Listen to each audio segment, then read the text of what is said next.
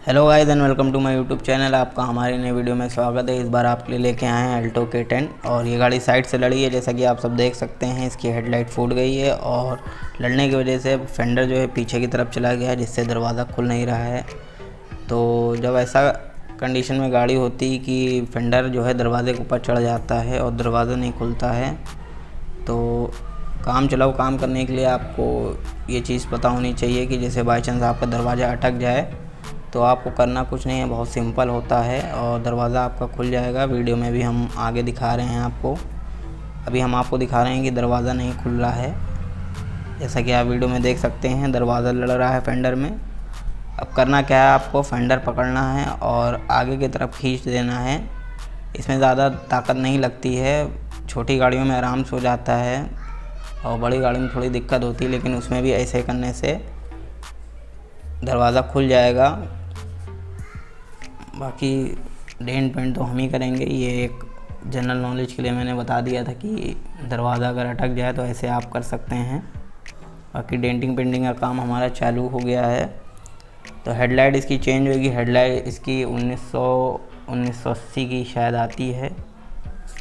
Video अगर अच्छी लगी हो तो लाइक शेयर सब्सक्राइब जरूर करिएगा और बेल आइकन प्रेस कर देगा, ताकि जब भी हम कोई वीडियो अपलोड करें तो आप तक नोटिफिकेशन पहुंच जाए।